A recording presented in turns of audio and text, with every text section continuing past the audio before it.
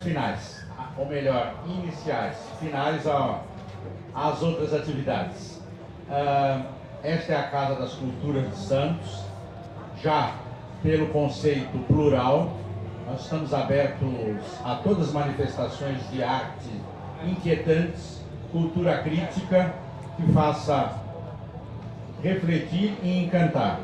Este casarão é exatamente de 1900, está fazendo 125 anos, e nós estamos aqui projetando acessibilidade cultural, promovendo a ligação entre arte e educação, envolvendo as comunidades de Santos, principalmente durante a semana, os moradores da Vila Nova, Paquetá, Mercado, mas com uma proposta holística.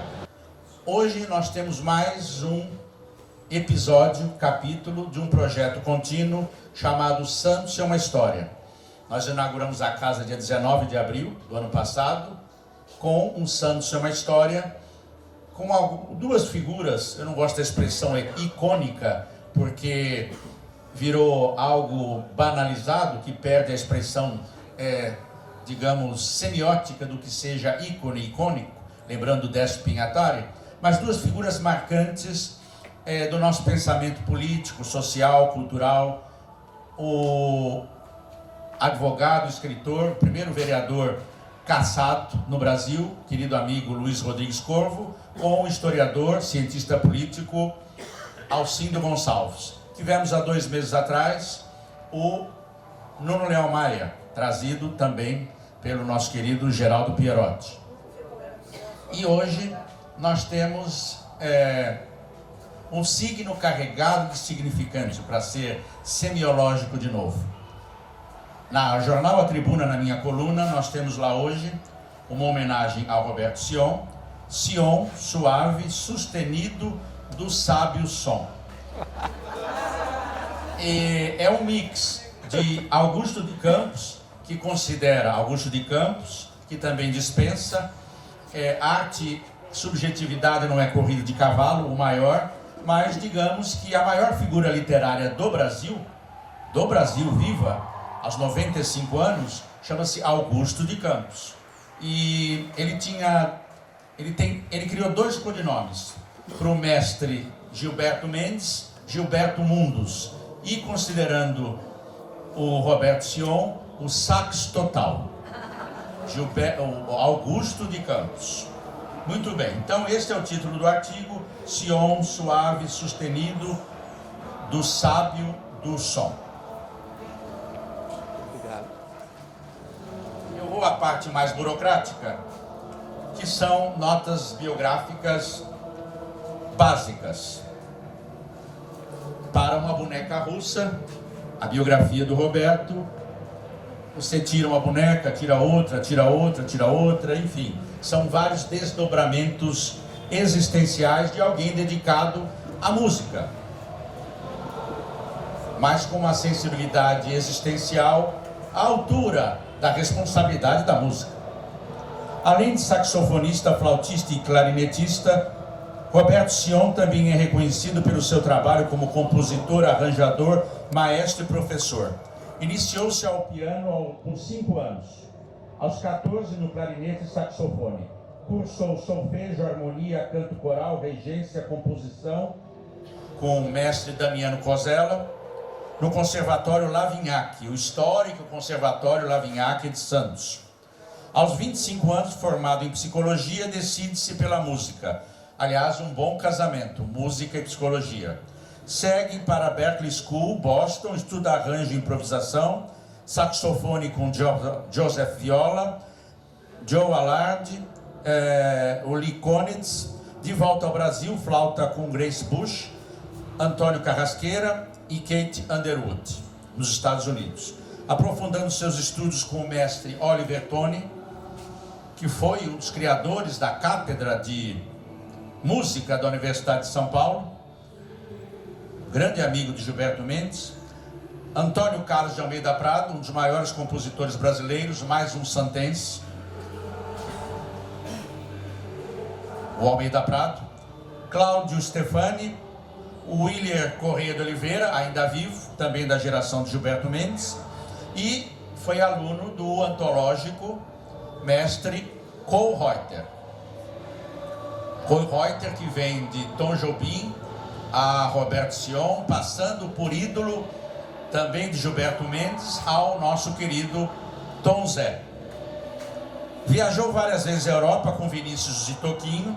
Eu falo no meu artigo do célebre concerto de viagem à Itália em 78. Tom Jobim, Vinícius, Toquinho, Miúcha e Roberto Sion, ou vice-versa. Participando da famosa turnê europeia com Antônio Carlos Jobim em 78. Durante sua estada no Japão em 96, como eu também reverbero na crônica, os japoneses têm uma dimensão para ritmos ocidentais, especialmente a bossa nova especialíssima, de um lirismo profundo. Durante sua estada no Japão em 96, recebeu pela criatividade de sua obra nos últimos 30 anos a crítica de um dos mais importantes altos saxofonistas do mundo. Em 81 grava seu primeiro álbum, Roberto Sion, pelo selo Som da Gente. Som da Gente. Em 82, junto a Nelson Aires, Rodolfo Streuter, Paulo Bellinati e Azael Rodrigues, funda o grupo Pau Brasil. Possui 20 álbuns gravados desde então. Diretor artístico, arranjador e maestro titular fundador da Orquestra Jovem Tom Jobim. Em julho de 2001 até o ano de 2014. É também compositor colaborador da USESP, Orquestra Sinfônica do Estado de São Paulo, e doutor em música pela Unicamp. Eu quero também relembrar que aqui ao lado foi criado, magicamente, ao lado desta casa, o Conservatório Musical de Santos, sobre a égide de um dos pais culturais da pátria, Mário de Andrade. E a responsabilidade do conservatório era de uma das maiores pianistas da América Latina, ao lado de Dona Guiomar Novaes e Magda Tagliaferro, Antonieta Ruth. E o conservatório foi fundado em 58 com 2 compositores ladeados em fotografia exposta aqui na Casa das Culturas, Villa-Lobos e Gilberto Mendes. Este encontro foi viabilizado pelo conhecimento, amizade do querido amigo Geraldo Pierotti e a querida Luísa Acef Pierotti. Me desculpe o erro, a troca do nome do meu irmão de alma, Geraldo por Gilberto, hoje no meu artigo. Mas ele tem muito de Gilberto Mendes também, pelo afeto e pela paixão pela música. No caso, músico ligado às raízes do samba santista, empresário e presidente de honra do Clube do Choro e da nossa Pinacoteca Benedito Calixto. Já falei bastante. Por obra do destino, originalmente, esta precioso coral, conjunto coletivo, já destacado não só na Baixada Santista como no Estado, o Coral Vozes, o coral do Sindicato dos Bancários de Santos, regido pela imensa maestrina e musicóloga Simone Schumacher, que também criou um brilhante coletivo, grupo musical, coral na Pinacoteca Benedito Calixto, o Coral Calixto, Simone Schumacher. Originalmente o coral ia se apresentar dia 7, mas por obra da nossa programação, transferimos simbolicamente para o dia 14, a apresentação vai, digamos que, encimar, abrilhantar de maneira épica a trajetória do professor Roberto Sion. Eu gostaria muito da participação do público e agora a apresentação do convidado. Muito obrigado. Obrigado pelas palavras. Obrigado pelas palavras. Boa tarde a todos. Quero mais uma vez agradecer ao Flávio a honra, o privilégio satisfação de poder intermediar mais um Santos é uma História.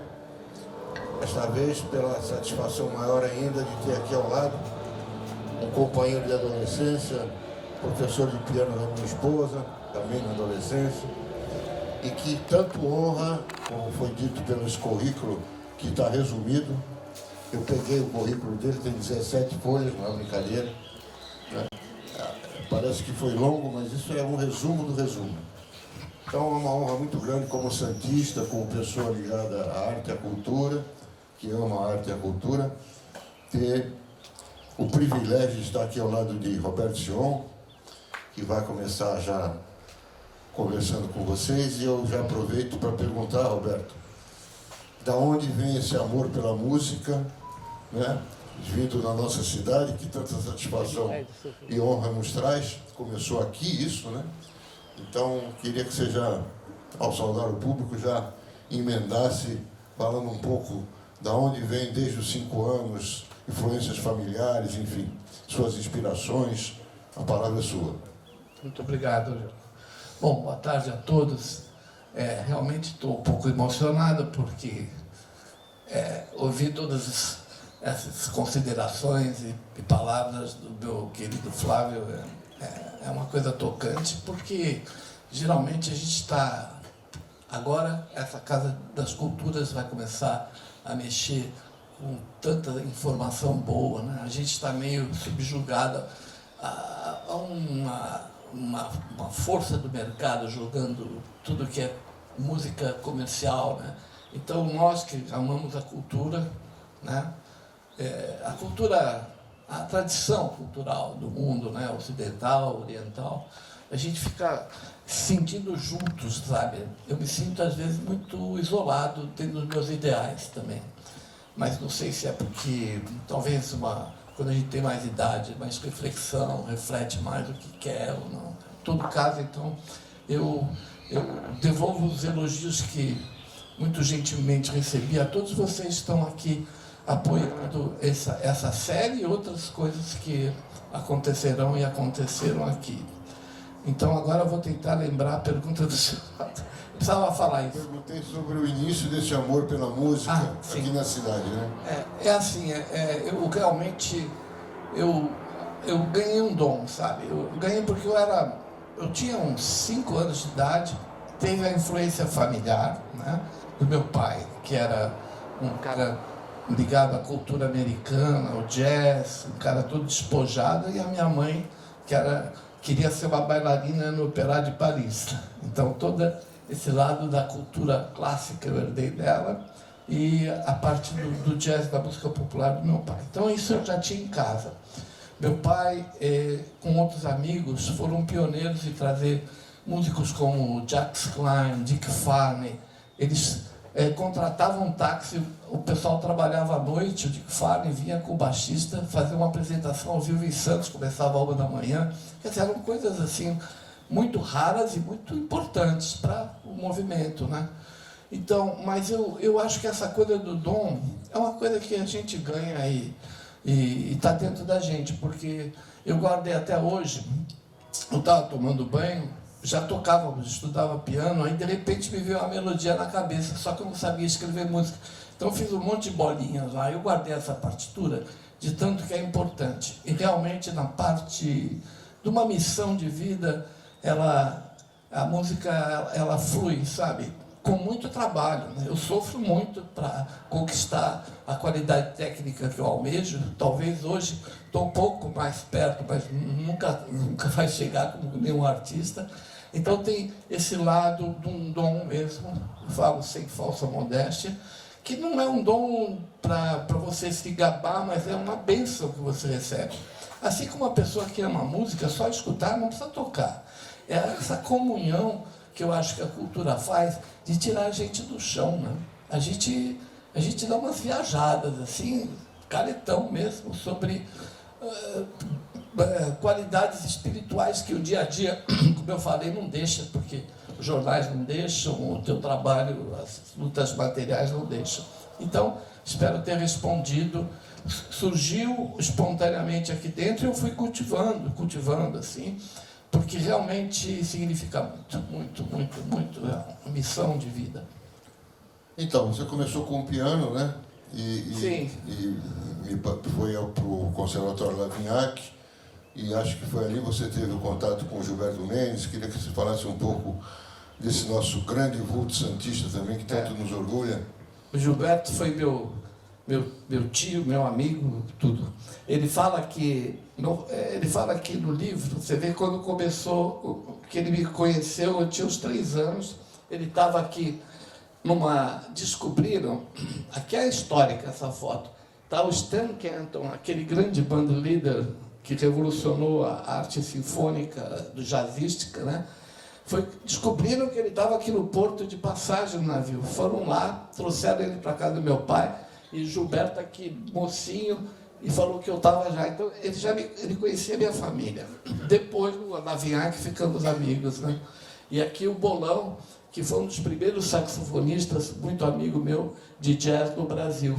Então, quem tem esse livro tem essa informação assim, que eu queria contar para vocês. Daí o Gilberto me ajudou tanto, e me ensinou tanto. E o que eu gosto da memória dele é que, apesar do alto nível cultural da obra dele e da cultura do cinema, tudo que ele tinha, ele é como Augusto de Campos, ele descia lá nos réis mortais e adorava o Garoto na guitarra, o Augusto adora o Lupicínio Rodrigues. Então, eu acho assim que é uma grande qualidade a gente não ficar na Torre de Marfim só porque a gente descobriu que existe uma alta cultura, mas a gente tem que ver todas as culturas, inclusive a indígena, coisa que a gente conhece pouco e tanto valor tem, né? Para você desenvolver o respeito humanístico a todos, né? Então, foi assim. Só para contextualizar, para a plateia tomar conhecimento, esse livro é do Gilberto. O livro é uma obra-prima do Gilberto Mendes, editado pela EDUSP, uma odisseia musical dos mares do sul, a elegância do pop art déco. É uma obra-prima para quem quer, ama e conhece música. E histórias da Santos apaixonante do Gilberto Mendes. Então, e você, a partir daí, teve as suas inspirações, né? Também tenho conhecimento que o Dick Farney, vendo você tocar, acho que piano, fez uma dedicatória já prevendo o grande virtuoso que você viria se tornar, né? Tem um fato desse? O Dick, como ele era muito amigo do meu pai, então ele soube, porque eu estava já me iniciando no saxofone, pelo seguinte, porque o Cláudio Roditi é meu primo, nosso primo, da minha prima Denise aqui, da família Roditi, dos nossos avós. Ele foi um menino como eu, apaixonado pela música, estudou trompete, o jazz a fundo, foi para os Estados Unidos, há 40 anos viveu lá, recentemente ele faleceu, infelizmente, e ele chegou a tocar com o Dizzy Gillespie, junto à orquestra dos, como chama, Internacional, banda de jazz, os melhores músicos.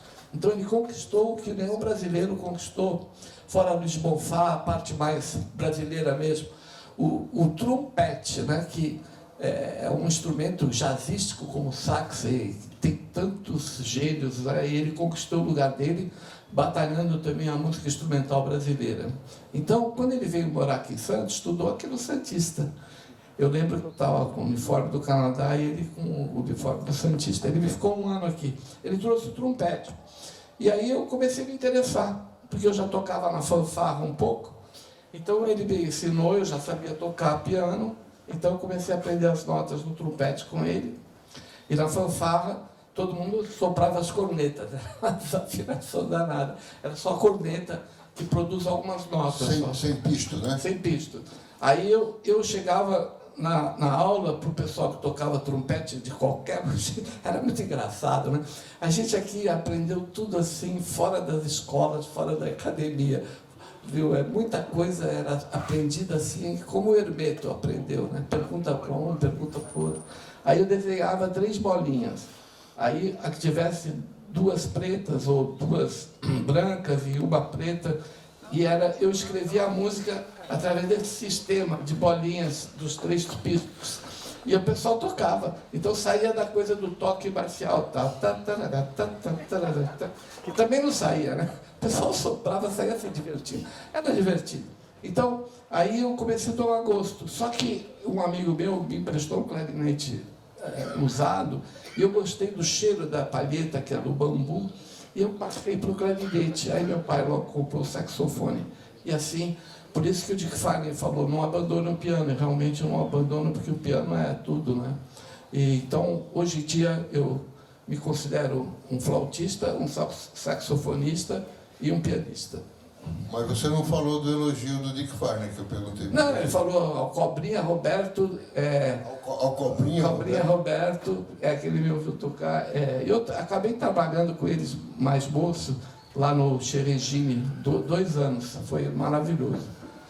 E nunca abandone o piano. Continue no seu sax, nunca abandone o piano. E um conselho que eu sempre guardei.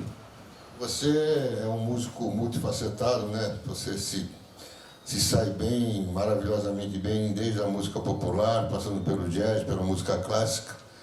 Mas eu pergunto, essa sua, talvez, acho que posso dizer, sua ênfase no sax, né? Acho que de tudo é o que você mais tem praticado, talvez? Não, a flauta que eu estudei com a Grace Bush, que era a primeira flautista do Municipal. Eu vou contar uma coisa interessante da flauta. Ela também é meu instrumento principal e o piano como compositor, né? O tempo todo, agora com a facilidade do YouTube, eu estudo toda a música erudita, clássica, barroca, tudo que eu posso, assim, junto com as partituras que chamam scrolling. A partitura vai passando e você pode botar numa velocidade lenta e você vai tentando fazer leituras à primeira vista, mas não isolada no teu quarto. Você está tocando com alguém, né? Já é bom. Então, me perdi de novo. Sobre a sua ênfase no saxofone, porque o saxofone realmente foi o centro da minha vida solista. Mas a flauta, ligado com Santos, é porque a gente nasceu da época da Bossa Nova, e aqui em Santos não existia, a não ser um senhor velhinho, eu esqueci o nome, que tocava uma flauta na Sinfônica de madeira.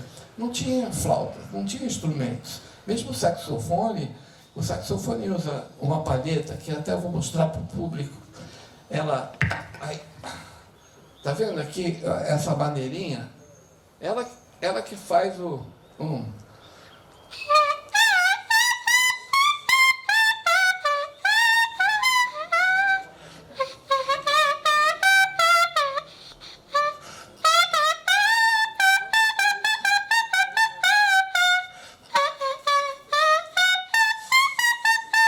Vocês conhecem essa música, né?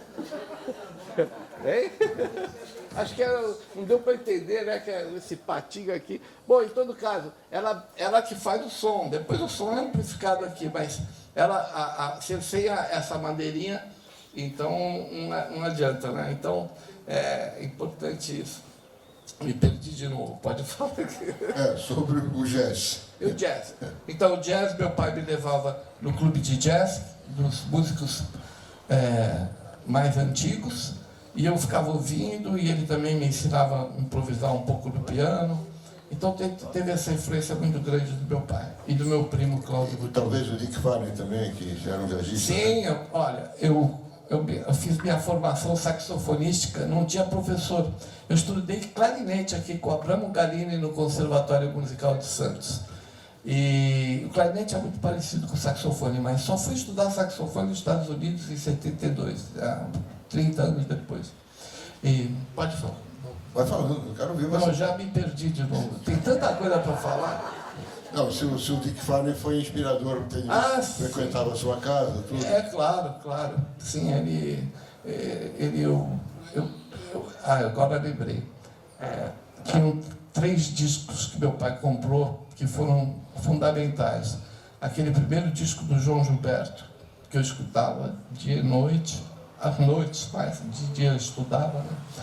O Dick Farney, ao vivo no auditório da Globo, no Rio de Janeiro, um concerto raríssimo de jazz com Paulo Moura, e outro disco gravado pelo pianista Moacir Peixoto, com Cazé. Cazé foi o grande astro do saxofone brasileiro, foi o maior saxofonista. E quando eu comecei a tocar, eu falava, o dia que eu for tocar na frente dele não vai sair uma nota. Mas ele veio a Santos uma tarde, na casa de uns amigos, aí eu toquei, e ele me deu um elogio tão grande que aí aquilo foi muito importante, né? Que eu perdi o medo, né? Descobri que era por ali. Eu gostaria só de, não é uma pergunta, é uma constatação, a importância para o músico de informações e experiências de conhecimento de outras artes. O Gilberto era assim e você é assim. A importância do músico leitor de poesia, interessado em artes plásticas, o músico cinéfilo, essa sinestesia entre artes que enriquece o músico, que parece um pouco distante das demais atividades artísticas, quando não deveria ser, não é? Você, como Gilberto, além da generosidade, tem esse interesse voraz, como falava o Gilberto. Eu quero também lembrar, você que suscitou, Santos tinha o Clube de Gravura, que foi criado nada mais, nada menos por Mário Gruber, Carlos Sclier e Gilberto Mendes. Santos teve o Clube do Cinema, que revolucionou a cena cineclubista nacional, que ensejou atores e atrizes como Sérgio Mamberti, o Nuno Leal Maia, como Neila Torraca, que estudou também no Canadá. E Santos teve, aliás, o Clube do Cinema criado pelo Gilberto, depois dirigido pelo Maurice Léjart. Era uma cidade de um cosmopolitismo cultural que a sua biografia é muita expressão daquela Santos depois da Segunda Guerra Mundial. Mas depois, passando para o Geraldo e as perguntas do Geraldo, eu quero antecipar duas perguntas. Uma local e outra global. Mas quando se fala em Santos, nada é local. Tudo é cosmopolita. Primeiro, até também evocando a presença do Coral Vozes, professora Simone. A responsabilidade, Roberto Sion, a dimensão que é criar uma orquestra. O primeiro regente da orquestra, conhecidíssima e primorosa, Orquestra Tom Jobim. Você teve dimensão naquele 2000, 2001, da criação, da responsabilidade de reger uma orquestra iniciante? E a segunda pergunta é uma pergunta homenagem. Algumas lembranças, pena que o nosso amigo Eduardo Caldeira não pôde estar aqui, as suas lembranças do antológico também Bar da Praia. Bom, a primeira pergunta é a seguinte: eu acho que para um músico ocidental, vamos dizer, o clímax de uma carreira era chegar em frente a uma orquestra. Para mim não foi difícil, porque eu tinha estudado muito já, mas eu nunca almejei ser um maestro regente, porque eu me dediquei tanto à composição, aos solos. Mas aí, quando houve esse convite, eu fui atrás da minha amiga Mônica Giardini, pegamos uma peça e ela estudou comigo.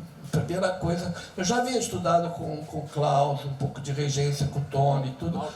Dieter Wolf. Mas nunca tinha, eu só dirigia uma gravação, mas nunca cheguei em frente de uma orquestra. Então, é o seguinte, essa orquestra teve muito significado, primeiro porque a gente a criou em um mês, junto à Secretaria de Estado. A Elza Soares foi a madrinha, a gente estreou em Campos do Jordão. Eu tenho uma gravação da estreia que foi muito linda, eles aprenderam assim as músicas, então isso me deu muita confiança, então foi uma experiência incrível. No final, eu compus uma música chamada, no começo, uma música chamada Nasce uma Orquestra, que é meio aquele guia orquestral do Benjamin Britten. Você vai mostrando os instrumentos para o público. Então, tinha esse aspecto didático, né? Eu sempre explicava muito, eu gostava desse contato. Então, foi muito importante para mim, né? E no final, a gente tocava, eu fiz um arranjo do Se Todos Fossem Iguais.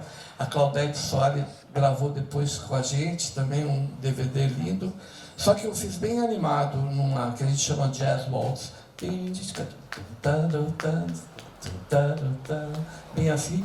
E no final eu fiz 3 vezes a repetição, aí descia um painel do Tom com aquele famoso charuto, né?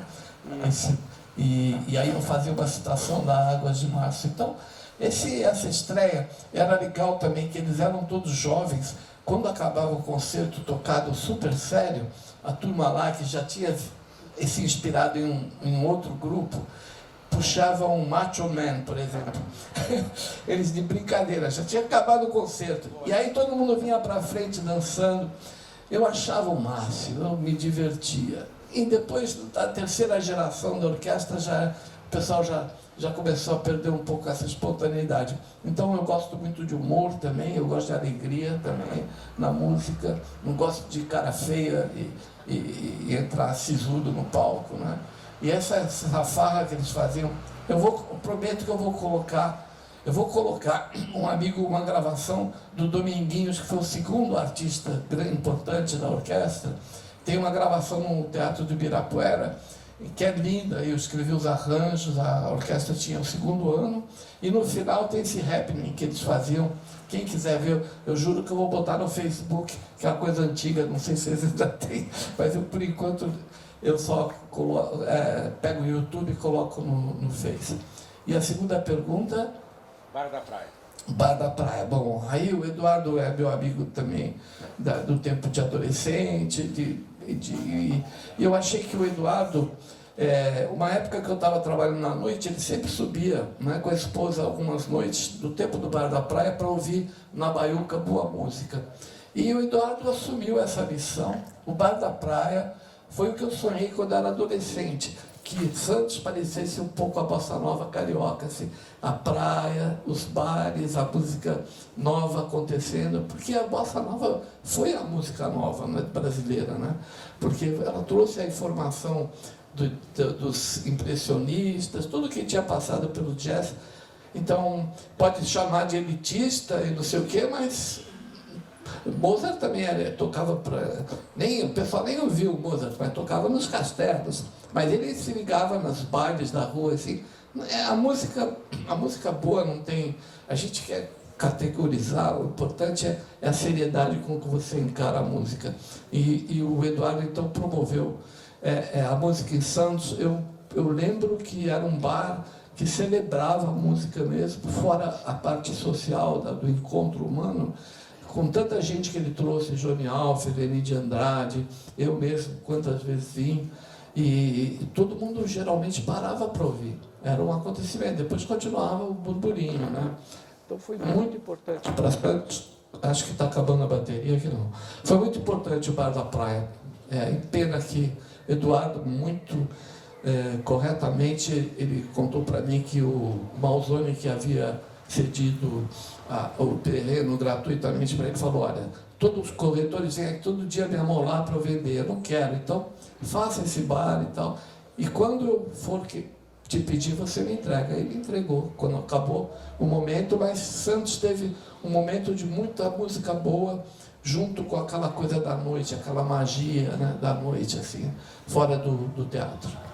Roberto, esse lado de arranjador, de maestro, pode ser considerado que nasceu, talvez, naquele clube da esquina de Santos, Sérgio Mateus, o Irã, Loyola Fraldinha, Marcelo Cassione, Luiz Carlos Gobortella, festivais de música estudantil, esse grupo acabou sendo o arranjador do nosso espetáculo na Faculdade de Direito, Canto Livre, que ficou lá no Teatro Íntimo de Comédia durante muitas semanas. Acabou porque nós íamos ser todos presos e as músicas eram todas arranjadas por você. Pode ser isso? Quer dizer, esse lado arranjador, maestro, começou ali? Meu mestre dos arranjos foram um disco do Lúcio Alves, em que o Chiquinho do acordeon, eu dançava adolescente do Clube It e ficava ouvindo aquela música maravilhosa enquanto a gente dançava. E o Lúcio Alves cantando, chama-se... Vou esquecer agora o nome do disco. Eu tenho até hoje, né? Então, a maneira que se arranjava naquele disco, a criatividade, as modulações, me mostrou que o arranjo é uma coisa muito importante na música popular. Aliás, meu doutorado foi sobre a canção Estrada Branca, com arranjo. Meu processo de escrita, eu fiz um arranjo de 20 minutos, né, sobre a Estrada Branca. Então, esse foi a primeira inspiração. A segunda foi o Luizinho, essa. E aí depois tudo que eu estudei, né? Então, e aquela época, você falou desses amigos, é que assim, Santos, como teve, você mencionou o Ney, o Nuno, muitos artistas saíram daqui, né? E a gente teve o privilégio, meio assim, raro, né? De ter uma turminha, que o Marcelo Cassiano chamava Turminha da Bossa, de gente muito talentosa que fazia música de muita qualidade. A Sônia Rocha Correia, o Irã, Serginho, todos esses amigos. Simone. Tanto é que o Johnny Alf, quando veio morar aqui uma temporada em Santos, conheceu a turma e já logo adotou, né, todo mundo. Fez vários concertos dele com a turma. A gente tocava muito bem. Tem um disco do festival do Clube Atlético, um dos festivais de música, que eu escrevi os arranjos. Tem canções belíssimas, a gente tem que guardar. A qualidade da gravação é muito precária, mas é um documento. Então, essas coisas que eu gosto de contar, para a gente ver que a nossa cidade teve uma história. Eu não quero ficar falando muito de mim, nem minha opinião. Eu prefiro que a gente vá recordando essas coisas, porque senão fica, né, também muito centralizado. Então, talvez esse seja o momento, então, que a gente possa perguntar aos nossos presentes aqui, se não querem fazer alguma pergunta. Vamos deixar o microfone aqui franqueado. Eu quero só também ressaltar a presença fundamental do Clube do Choro, o Luizinho, o Obed. Coral, né? Coral. O coral que vai se apresentar daqui a pouco. E mais uma figura que eu agora também me veio, que ainda viva, foi o fundador do Clube do Choro. Aos 97 anos, meu amigo Brasil da Rocha Brito. Um dos maiores críticos de jazz do Brasil, engenheiro de profissão, e que fez o prefácio de uma obra-prima da musicologia do jazz no Brasil, do Gilberto Mendes e Augusto de Campos, O Fino da Bossa, não é? Um livro da EDUSP. Bom, agora o microfone franqueado. Perguntas? Fiquem à vontade, por favor, para não ficar... Lito, por favor, Manuelito. Violonista. Eu gostaria de saber a experiência que você tocou com Hélio Delmiro, né? Sim, sim. Você poderia falar alguma coisa assim sobre... Já juntando, mais alguma pergunta? Manuelito, violonista, percorreu o mundo, violonista de bordo também. Mais alguma pergunta, aproveitando? Bom, Hélio Delmiro. Eunice Tomé, só um minutinho. Eunice, Eunice, eu vou responder, ele é minha amiga de clássico, mas levantem a mão, porque às vezes as pessoas ficam inibidas, têm vontade de perguntar, e a gente vai falando, eu interrompo a fala. Então, só um instantinho. Então, Hélio Delmiro, eu conheci na casa do Vitor Assis Brasil. Ele morava no Meier, um subúrbio do Rio. Mas eu, quando era moço, junto com o Vitor, a gente ia fazer jam sessions. Imagina a diferença da realidade. No Meier tinha uns clubes. O Rio foi muito jazzístico, assim, a bossa nova nasceu desse ambiente. E aí o Vitor falou, você precisa conhecer o Hélio. Aí ele arrasou, né? Ele foi um cara que estudou horas e horas, chegou a gravar com a Sarah Vaughan, queria levar ele para os Estados Unidos, e a gente ficou amigo desde os anos 60. Depois, então, eu encontrei para fazer aquele programa do Sesc Instrumental, e ele é um dos maiores guitarristas do mundo mesmo, viu? Foi um grande aprendizado e a gente é muito amigo também. Eunice? Então, foi uma satisfação de estar te revendo. Obrigado. Eu falei com você ali antes de começar, né, relembrando os tempos do Colégio Canadá. Mas eu queria te perguntar, hoje em dia, com essa música eletrônica, com a inteligência artificial, como é que você está vendo esse momento? Se tem chance ainda de surgirem novos valores, grandes valores, como esse passado todo aí que você fez um desfile de nomes, com essa música que hoje está surgindo aí, e a gente não sabe nem de onde que está vindo. Assusta todo mundo, né? como o rádio deve ter assustado os artistas que tocavam ao vivo, aí eles viravam um disco que rodava. Me assusta muito, eu não gosto muito da ideia. Mas eu acho assim, eu tenho visto tantos jovens, tanto na música erudita como popular, muito talentosos, empurrando a nossa música para frente. Lá nos Estados Unidos, tem um pianista chamado Emmett Cohen, ele faz no apartamento dele vários shows íntimos, assim, e a nata dos novos músicos de jazz estão relendo o jazz tradicional, sabe? Sweet Georgia Brown, qualquer desses temas, mas com uma linguagem moderna. Então, eu acredito que tanto na literatura como na música, qualquer arte, eu acho que é nosso dever não ser um passadista, um reacionário e falar, não, inteligência. Eu acho que vocês compartilham comigo. Eu quero que, assim, que a inteligência artificial, como as redes sociais, sejam usadas de uma maneira mais amorosa, mais com uma cultura atrás, por trás, e não qualquer um que se acha no direito de dar conselhos vai lá. Porque hoje tem, acho que foi o Adorno, não sei, o Humberto Eco falou que a internet ia dar chance para que qualquer... Foi o Humberto Eco, né? Adorno disse isso de maneira mais sofisticada. Que qualquer idiota podia, sem menosprezar, acho que todo mundo tem direito a fazer essas coisas, mas não pode se inverter tantos valores assim. Então, eu acho que minha utopia é que a gente não reaja às descobertas do homem, mas que elas sejam sempre como o avião que o Dumont queria que fosse para o bem e o homem pôs para a guerra. Depois a energia atômica é a mesma coisa.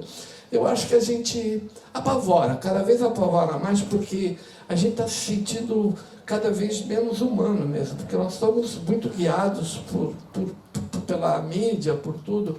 Então, nosso papel, você, o coral, o nosso amigo violonista, o Marcelo, o Geraldo, também estou trocando o teu nome, a gente fazer a nossa música, bem feita, mal feita, não tem, a gente guardar esse valor de ser humano, que é a nossa saída. Aliás, Jesus Cristo já tinha falado isso, você tem que olhar o teu semelhante, e as pessoas agora estão dando tanta importância ao lucro, a coisa ficou de uma coisa assim, que todo mundo só pensa em ficar famoso e ganhar dinheiro.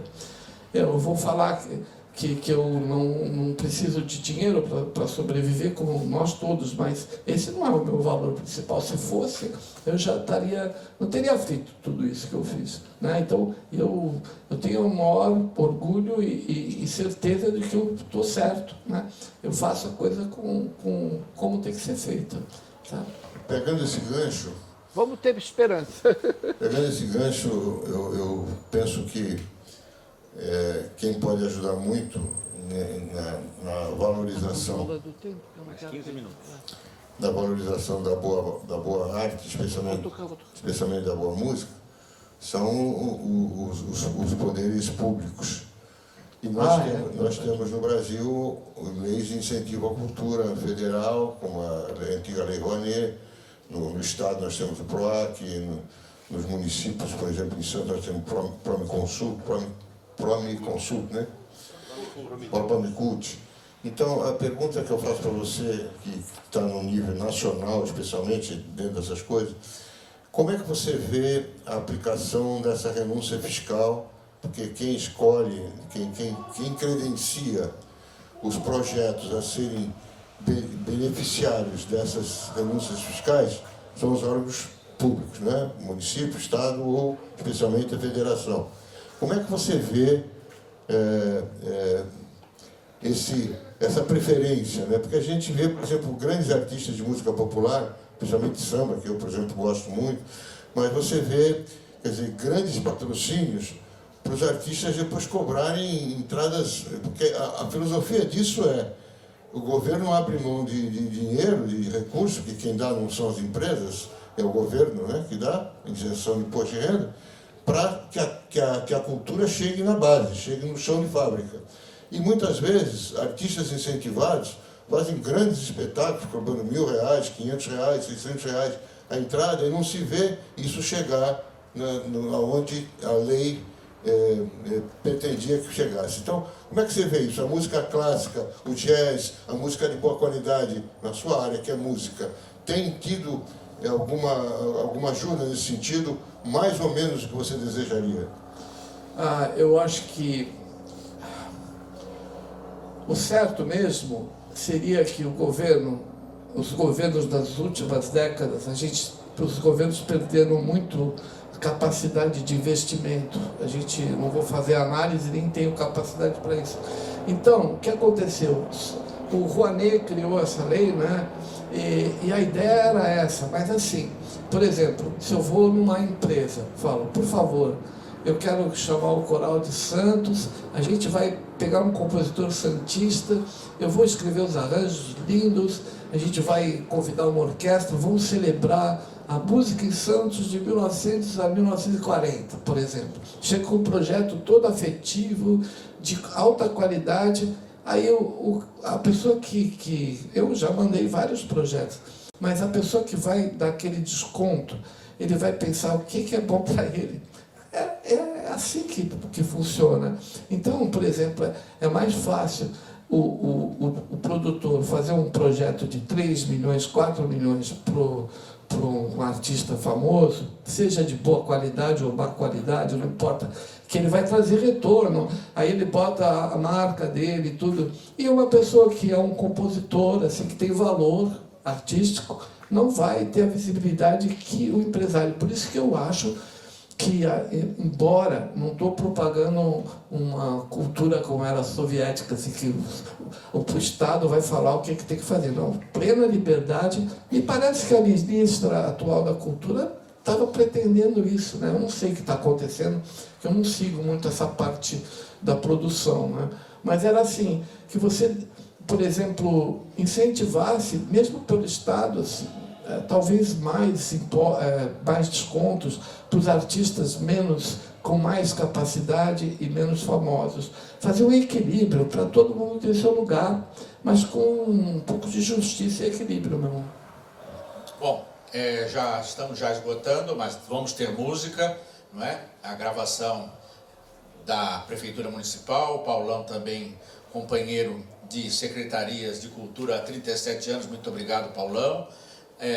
Geraldo também vai falar as considerações e você vai tocar. Vou tocar. Agora, 3 perguntas rasantes. Primeiro, você conheceu Laurindo de Almeida? É completamente esquecido, um gênio brasileiro de Santos, de Miracatu. Segundo, você fez música no Colégio Canadá? Você foi aluno do professor João Serenata, João Rodrigues? Pronto. E você nos deve um Confesso que Vivi. Como Gilberto escreveu 2 livros memoráveis, didáticos, de memórias, você pensa, por exemplo, em algo que eu quero um dia com muito mais tranquilidade ouvir você falar, algo muito pessoal, não musical, o seu convívio com o poeta, né? Com o gênio Vinícius de Moraes. É isso. O Laurindo você deve ter conhecido. Muito obrigado. Agora vamos ouvir considerações do Geraldo Pierotti e o Roberto vai tocar. Obrigado. Você quer que eu responda, tá? O Laurindo eu admirava muito, sabia da importância dele, foi um dos primeiros músicos brasileiros, depois da Carmen Miranda, a ir para lá e mostrar a música brasileira, super importante. Mas eu não conheci pessoalmente, que eu era mais jovem. Depois... Um livro de memórias, ou mais. Confesso que vivi como Neruda. Livro, escrever. Eu escrever? Convivência com Vinícius. Sim, não, eu gostaria, assim, eu dei alguns, no tempo da pandemia, infeliz tempo da pandemia, muita gente entrevistava a gente, eu tenho uns depoimentos que eu conto a história. Eu indico no YouTube, são masterclass, no YouTube, e uma canção, a Canção do Amanhecer, 61 ou 64, do Roberto Sion. Legal, então. Mas olha, eu tenho um plano agora para os meus 80 anos, que ainda faltam 30, quer dizer, falta um só. Eu quero fazer uma coisa importante musicalmente. Seria um presente que eu quero me dar. Mas uma biografia, eu acho que ela está espalhada nesses depoimentos, e quem sabe, daqui um pouco... tem que vir naturalmente, eu pretendo talvez, mas não tenho um objetivo assim ainda de sabe, de marcar. Bom, eu queria lamentar o tempo, não a organização nem nada, mas as circunstâncias de termos tão pouco tempo, Teremos o coral, né, Simone. para ouvir tanta coisa que a gente ainda poderia ouvir, né? Penso que os senhores todos concordam comigo, que a gente ficaria aqui a noite inteira fazendo perguntas. Eu não fiz 10% das perguntas que tinha que fazer. Ia falar sobre esse livro também, acho que é fundamental que ele faça, embora, como ele disse, o livro dele já estão, né, nos depoimentos. E queria agradecer a honra de ter participado aqui, como ajudando nas perguntas. E ser da alegria de estar com você, Roberto. E que a gente possa ter outros encontros desse, diante de uma plateia também de admiradores, como você tem, para que a gente possa continuar ouvindo tanta coisa boa que você tem para nos dizer. Muito obrigado. Até porque, no microfone, espero, em breve, além do VLT, que nós reinauguremos, depois de mais uma reforma, o Coliseu, que, por nossa ideia, vai se chamar Complexo Musical Gilberto Mendes. Nos 10 anos de falecimento, e o Coliseu vai concentrar todas as atividades musicais, os grupos, os coletivos, os corais da cidade, nesse espaço que eu espero nunca mais necessite de uma nova reforma, e seria um sonho ter o Roberto Sion na inauguração. Okay? Oh, claro. Mas não depende de mim. Então tá, eu vou tocar uns trechinhos para vocês, porque eu trouxe o pícolo e o soprano, o sax soprano, que já estavam comigo desde Campinas, que eu vim direto, que eu tenho um grande parceiro, Itamar Colasso, foi contrabaixista do Zimbo Trio, meu amigo, 40 anos. A gente foi fazer um concerto numa casa de cultura e eu trouxe esses instrumentos, por isso que eu estou com o pícolo. Eu vou tocar uns trechinhos para vocês, depois eu quero dar uma canja com o coral. Se eu ficar escutando e eu falar, essa aí eu conheço, eu vou dar uma canja para a gente celebrar, vou com vocês, eu, todo mundo junto. Posso fazer rapidamente? Claro. Então, assim, só Microfone. rápido, eu sei que aqui existem amigos que conviveram com o Roberto há muitas décadas, são amigos de longa data.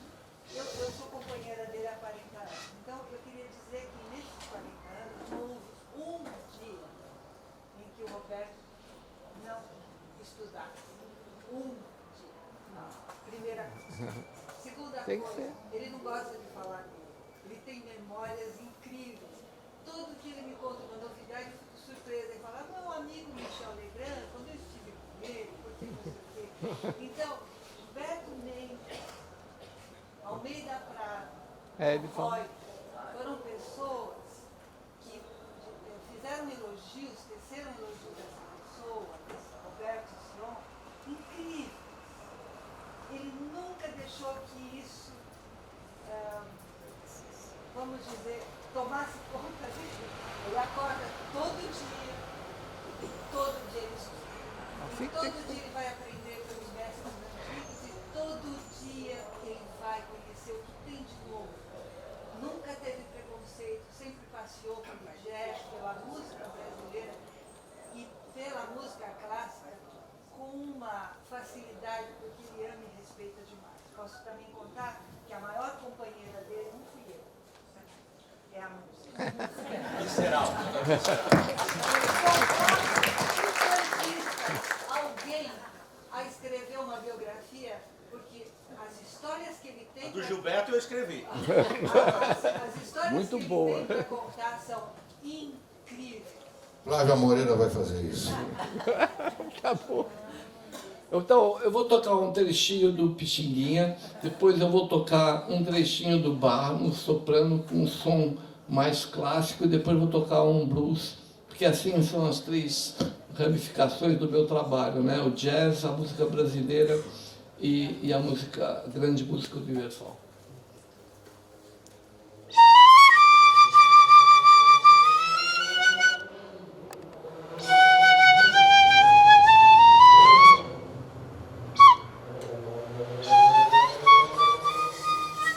Tocando com a motocicleta.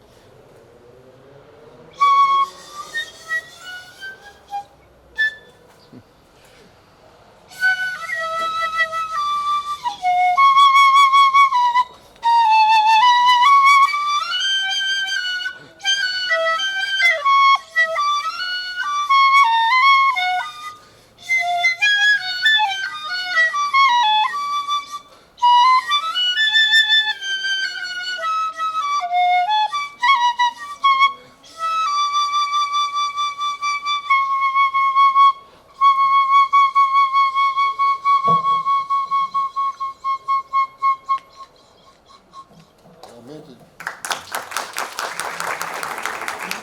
lamento do Pixinguinha, né?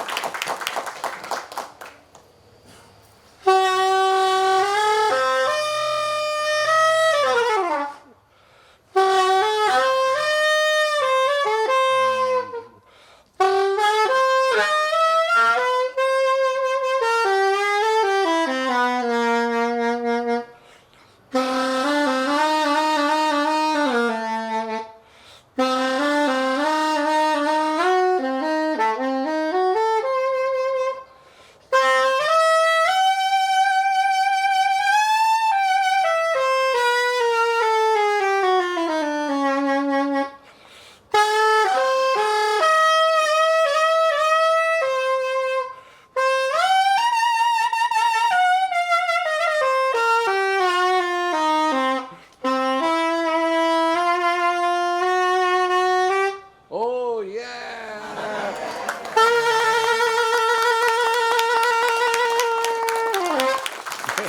Obrigado. Obrigado. Um beijo.